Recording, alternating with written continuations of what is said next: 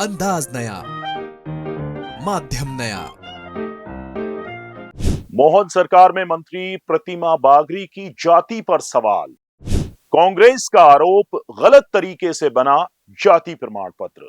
कांग्रेस का दावा एससी नहीं राजपूतों में आते हैं बागरी। नमस्कार, आप देख रहे हैं पॉलिटिक्स वाला। मैं हूं राशिद अहमद खान। मध्य प्रदेश की नगरीय विकास एवं आवास राज्य मंत्री प्रतिमा बागरी की जाति पर सवाल उठे हैं और ये सवाल उठाए हैं कांग्रेस ने। कांग्रेस की एससी विंग के प्रदेश अध्यक्ष प्रदीप अहिरवार ने बाकायदा प्रेस कॉन्फ्रेंस कर ये जो संगीन आरोप लगाए हैं। प्रदीप अहिरवार का आरोप है कि प्रतिमा बागरी ने अनुसूचित जाति के आरक्षण का गलत तरीके से लाभ उठाया है। प्रदीप अहिरवार ने कहा कि इस मामले में अनुसूचित जाति कांग्रेस कानूनी कार्रवाई करने के लिए तैयार है और अगर राज्य सरकार इस मामले की निष्पक्ष जांच नहीं कराती है तो पार्टी हाईकोर्ट का दरवाजा खटखटाएगी। प्रदीप अहिरवार का तर्क है कि सतना जिले के रैगांव विधानसभा क्षेत्र, जहां से प्रतिमा बागरी विधायक हैं, वो अनुसूचित जाति यानी एससी के लिए आरक्षित है। लेकिन तथ्य यह है कि बुंदेलखंड, महाकौशल और विंध्य में रहने वाले बागरी जाति के लोग मूल रूप से ठाकुर यानी कि राजपूत समुदाय से आते हैं और अनुसूचित जाति की श्रेणी में नहीं आते। इसके बावजूद प्रतिमा बागरी और उनके परिवार ने प्रशासनिक मिलीभगत से फर्जी जाति प्रमाण पत्र बनवाकर आरक्षित सीट से चुनाव लड़ा और मंत्री पद हासिल कर लिया, जो संविधान और सामाजिक न्याय की मूल भावना के खिलाफ है। राजपूत की जो बागरी जातियां उनको छोड़कर, ठाकुर और राजपूत की बागरी जाति छोड़कर बाकी बागरी जातियों के अनुसूचित जाति प्रमाण पत्र बनाया जाए। ये भारत सरकार भी कह रहा है, मध्य प्रदेश शासन भी कह रहा है, लेकिन उसके बाद भी जो राजपूत बागरी जाति है उसके लगातार अनुसूचित जाति प्रमाण पत्र बन रहे हैं। ये माननीय हाई कोर्ट का पिछले साल का 12 दिसंबर का आदेश है, आपके सामने रख रहा हूं। 12 दिसंबर का आदेश है मध्य प्रदेश जबलपुर हाई कोर्ट का। इसमें माननीय हाई कोर्ट भी ये कह रहा है कि जो जाति राजपूत बागरी है उनके सर्टिफिकेट नहीं बनने चाहिए। ये 2024 का लेटेस्ट मैं आपको माननीय हाई कोर्ट का आदेश बता रहा हूं। और एक लगातार इस तरीके के आदेश पत्राचार शासन को होते रहे। ये छानबीन समिति है, ये 5 सदस्यों की बनती है और बहुत महत्वपूर्ण लोग इसमें शामिल होते हैं। और छानबीन समिति भी ये कह रही है कि महाकौशल के, विंध्य के और बुंदेलखंड के जो बागरी हैं वो राजपूत हैं, वो कृषक, भूस्वामी, मालगुजार हैं, उनके जाति प्रमाण पत्र नहीं बनने चाहिए। ये मध्य प्रदेश शासन का आदेश है। और मध्य प्रदेश शासन का आदेश होने के बावजूद भी कलेक्टर लगातार, एसडीएम लगातार अनुसूचित जाति के प्रमाण पत्र जारी कर रहे हैं और कुछ प्रमाण पत्र तो खारिज भी हुए हैं। पन्ना के अंदर भी खारिज हुए और सिवनी मालवा में एक भी अनुसूचित जाति का प्रमाण पत्र ये लोग नहीं ले पा रहे हैं, लेकिन पन्ना के अंदर ये लाभ ले रहे हैं, सतना के अंदर ये लोग लाभ ले रहे हैं। और उसी लाभ का एक सबसे बड़ा उदाहरण श्रीमती प्रतिमा बागरी। और प्रतिमा बागरी इतनी संपन्न है, उनके दादा संपन्न रहे, वो संपन्न है, उनके पिताजी संपन्न रहे, इनके साथ छुआछूत नहीं होती। ये 50-100 एकड़ के मालगुजार लोग हैं। राजपूत जाति की बागरी जाति है, लेकिन अनुसूचित जाति की बागरी जाति की जाति नाम के समानता होने के कारण 1976 के बाद ये लोग बड़े पैमाने पर अनुसूचित जाति वर्ग के लोगों की हकमारी कर रहे हैं। जो सामाजिक न्याय अनुसूचित जाति को मिलना चाहिए, वो सामाजिक न्याय का दोहन एक राजपूत समाज की प्रतिमा बागरी कर रही है। प्रदीप अहिरवार यही नहीं रुके। उन्होंने आरोप लगाया कि 1961 और 1971 की जाति जनगणना में पन्ना, सतना और सिवनी जिलों में बागरी जाति को अनुसूचित जाति में शामिल नहीं किया गया था। जाति छानबीन समिति मध्य प्रदेश के 2003 के निर्णय और 2007 में भारत सरकार द्वारा जारी राजपत्र में स्पष्ट किया गया है कि राजपूत समुदाय के बागरी जाति के लोग अनुसूचित जाति का लाभ नहीं ले सकते। प्रदीप अहिरवार ने आरोप लगाया कि इसके बावजूद भी मध्य प्रदेश में कई जो बागरी समुदाय के लोग हैं, उन्होंने एससी समुदाय का जो है एससी प्रमाण पत्र बनवाए हैं और गलत तरीके से बनवाए हैं। उनमें प्रतिमा बागरी भी शामिल है। जो सामाजिक न्याय की बात भारतीय जनता पार्टी करती है, जो अनुसूचित जाति वर्गों को सशक्तिकरण की बात भारतीय जनता पार्टी करती है, मैं मांग करता हूं कि प्रतिमा बागरी का इस्तीफा तुरंत लिया जाए, वहां पर उपचुनाव होने चाहिए और प्रतिमा बागरी जो अपने आपको अनुसूचित जाति की कहती हैं, वो सिद्ध करके बताएं कि मैं अनुसूचित जाति की हूं। क्योंकि जो अनुसूचित जाति के लिए प्रमाण पत्र बनाने का जो मामला है किस तरीके से अनुसूचित जाति के लोगों के प्रमाण पत्र बनते हैं, उसमें 1950 में अनुसूचित जाति में आपके दादा परदादा का दस्तावेज होना बहुत जरूरी है, वो भी प्रतिमा बागरी के पास नहीं मिलेगा। 1961 की जातिवार जनगणना कंपलसरी होनी चाहिए, जिसमें आपका नाम आना चाहिए, उसमें भी प्रतिमा बागरी का शामिल जाति नहीं है, क्योंकि प्रतिमा बागरी 1976 से पहले अपने आप को ठाकुर राजपूत मानती थी, आज भी है और हमेशा रहेगी, क्योंकि ये अनुसूचित जाति की बागरी जाति नहीं है, ये राजपूत बागरी जाति है।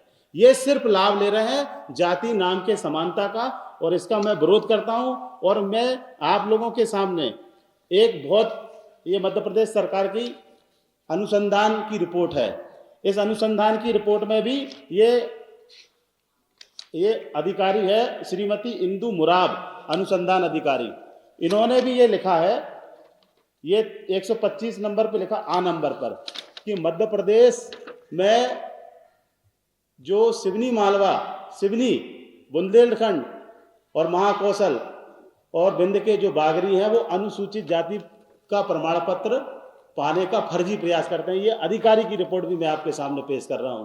इसलिए प्रतिमा बागरी जी ये नहीं कह सकती कि मैं उन पे आरोप लगा रहा हूं। ये तथ्यात्मक मैं बात आपके सामने रख रहा हूं कि प्रतिमा बागरी जी राजपूत समाज से आती हैं, जाति नाम की समानता के कारण अपना फर्जी जाति सर्टिफिकेट अनुसूचित जाति का बनाकर हमारे अनुसूचित जाति वर्ग के अधिकारों का दोहन कर रही है। प्रदीप अहिरवार ने इसके लिए उदाहरण भी दिया है, उदाहरण के साथ समझाया है कि किस तरह जो बागरी हैं वो राजपूत हैं।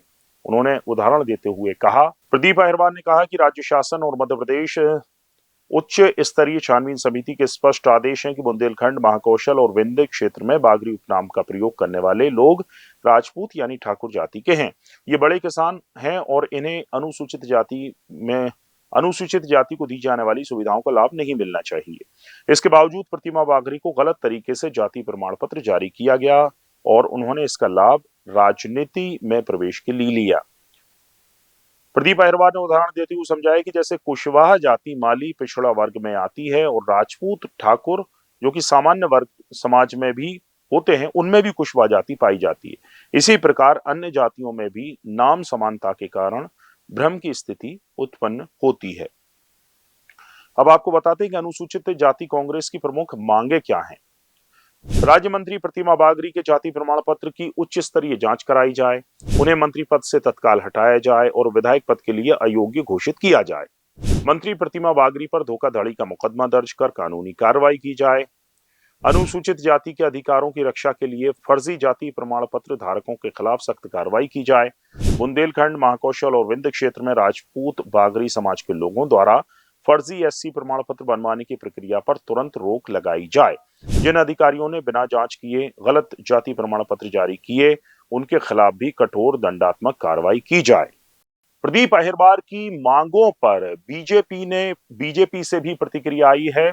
पार्टी प्रवक्ता नरेंद्र सलूजा ने कहा है कि अगर उनके पास सबूत है, यानी कि प्रदीप अहिरवार के पास सबूत है, तो वो कोर्ट का दरवाजा खटखटा सकते हैं। प्रदीप अहिरवार जी कांग्रेस के यदि जिस पद पर बैठे हैं उनको इतना ज्ञान होना चाहिए। यदि उन्होंने जो आरोप लगाए सिर्फ आरोप लगाने से इस्तीफा नहीं हो जाता। यदि उनके पास कोई प्रमाण है कि मंत्री जी का जाति प्रमाण पत्र यदि गलत है तो बाकायदा न्यायालय में जाइए, चुनाव याचिका लगती है, न्यायालय में जा सकते हैं, चुनाव आयोग जा सकते हैं, उस उपयुक्त मंच में जाके अपनी बात रखिए, प्रमाण रखिए, वहाँ से फिर कार्रवाई होती है।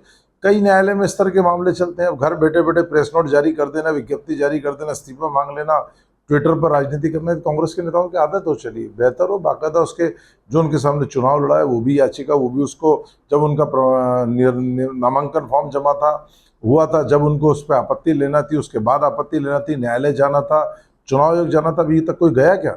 अब इस तरह के हवाई आरोप तो कांग्रेस लगाती रहती है, कोई फर्क नहीं पड़ता। हालांकि जाति का जो विवाद है मध्य प्रदेश में, जनप्रतिनिधियों की जाति का जो विवाद है वो नया नहीं है, बहुत लंबी फहरिस्त है। और इस फहरिस्त में एक बहुत बड़ा नाम है जजपाल सिंह जज्जी, जो कि बीजेपी से विधायक रहे थे, उससे पहले कांग्रेस से विधायक थे।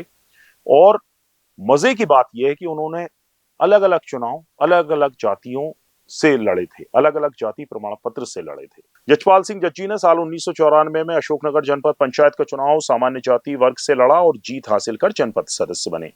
1999 में जज्जी ने ओबीसी की कीट जाति का प्रमाण पत्र बनवाया और चुनाव लड़ा। क्योंकि अशोकनगर नगरपालिका अध्यक्ष का पद ओबीसी के लिए आरक्षित था। उन्होंने नगरपालिका चुनाव भी जीता और अध्यक्ष भी बने। जज्जी का जाति बदलने का सिलसिला यहीं समाप्त नहीं हुआ। उन्होंने 2013 में कांग्रेस के टिकट पर अनुसूचित जाति के लिए आरक्षित अशोकनगर सीट से विधानसभा चुनाव लड़ा। हालांकि इस चुनाव में उन्हें हार का सामना करना पड़ा। 2018 में विधानसभा चुनाव में जजपाल सिंह जज्जी ने कांग्रेस के टिकट पर एक बार फिर से किस्मत आजमाई और उन्हें सफलता हासिल हुई। जज्जी के प्रमाण पत्र का मामला हाईकोर्ट की ग्वालियर खंडपीठ के समक्ष पहुंचा। इस दौरान हाईकोर्ट ने पुलिस को फर्जी प्रमाण पत्र को लेकर जजपाल सिंह जज्जी के खिलाफ केस दर्ज करने का आदेश दिया। यानी कि चुनाव में जैसा आरक्षण होता था, जज्जी वैसी ही जाति में शामिल हो जाते थे। जज्जी के अलावा एक और बीजेपी विधायक रही हैं नेपानगर से। विधायक सुमित्रा कासडेकर की जाति प्रमाण पत्र को लेकर लंबे समय तक शिकायतें हुई, जांच भी हुई। इस बीच उन्होंने अपना कार्यकाल भी पूरा कर लिया। इसके अलावा छत्तीसगढ़ के भूतपूर्व जो मुख्यमंत्री थे, पहले मुख्यमंत्री थे स्वर्गीय अजीत जोगी, उनकी जाति को लेकर ताउम्र विवाद बना रहा। उनके जो करीबी थे या उनके विरोधी भी थे पार्टी में, वो भी उनको नकली आदिवासी कहते थे। उनका जो विवाद है उनके जाने के बाद भी जारी रहा। हालांकि जाति का जो विवाद है वो नया नहीं है, लेकिन दिलचस्प बात यह है कि जनप्रतिनिधि अपना जो कार्यकाल होता है वो पूरा कर लेते हैं, लेकिन जो जाति का मसला है वो नहीं सुलझ पाता। प्रतिमा बागरी पर जो आरोप है वो संगीन है या नहीं, या उन आरोपों में कितना दम है, कोर्ट में वो कहां टिकते हैं, ये फिलहाल कहना जल्दबाजी होगी। पूरा वीडियो देखने के लिए शुक्रिया। वीडियो पसंद आया हो तो लाइक कीजिए, शेयर कीजिए और हमारे चैनल पॉलिटिक्स वाला को सब्सक्राइब जरूर कीजिए। नमस्कार।